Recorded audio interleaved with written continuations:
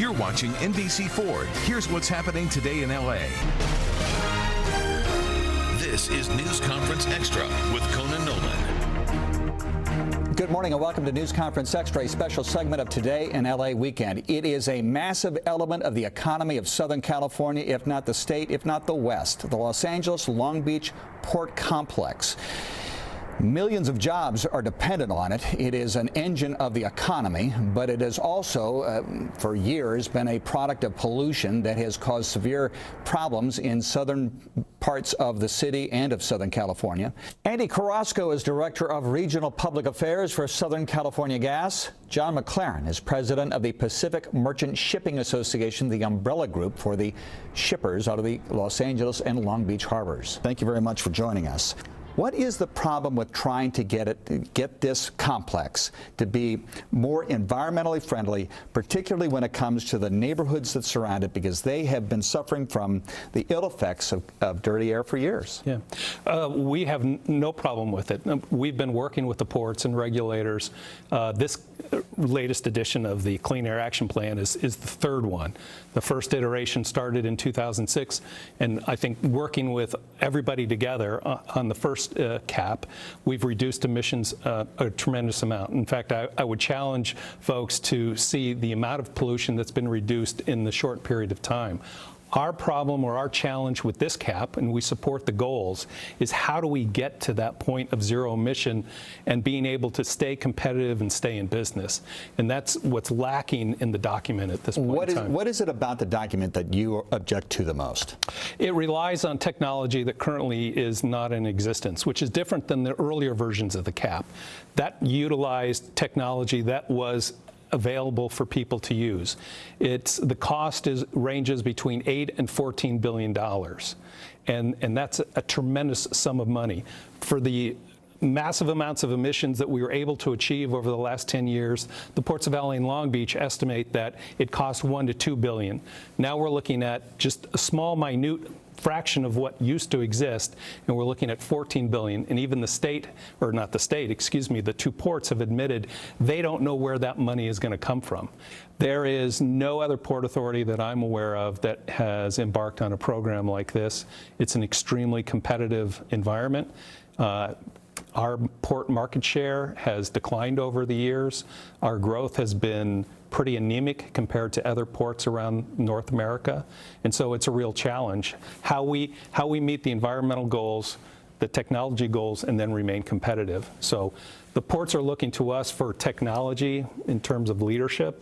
We're looking to them in terms of innovative public policy to help get to that point. We don't have any big rig trucks that are electric, and that's essentially what the target is, correct? Correct. People are obviously working on it. One of the port directors uses a line quoting a truck manufacturer that the current state of the technology is you can either haul freight or you can haul a battery, but you can't do both. What does Southern California Gas have to do with this? We are pioneers and have been partners of cleaning up the air. We have been part of a coalition to look at technology neutral solutions, and we have partnered with engine producers that can put compressed natural gas into an engine that can reduce emissions by 90%. Now you couple that with what we're calling renewable natural gas, and that where you take organic waste from agriculture, from landfill and other means, and you collect and you clean that up and put it into our pipeline system. Now you can get that emissions down to 99%. Or you're still a greenhouse gas.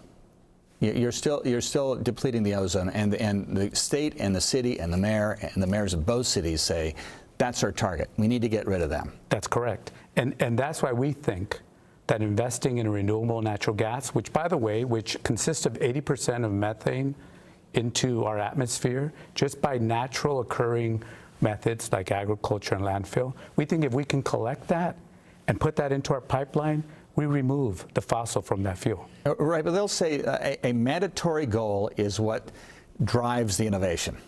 That your industry will procrastinate, obfuscate as long as you possibly can It's up to the governmental agency to put the mark out there and says, you've got to reach it.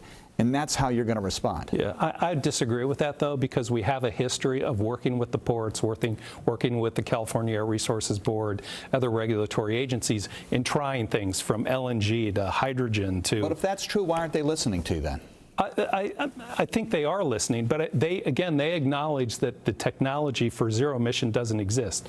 So using your example of, and anticipating that in the next legislative session, legislation will be introduced to mandate all electric vehicles by 2040.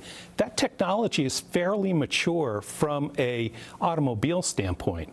It is not mature with respect to heavy industrial use. So we're just saying, please give us the time. Once you make that determination that the technology is viable, we need a period of time in which to then put it into place, because we can't avoid the laws of physics on a marine terminal, digging up lines and putting in new equipment and training new people and changing operating systems.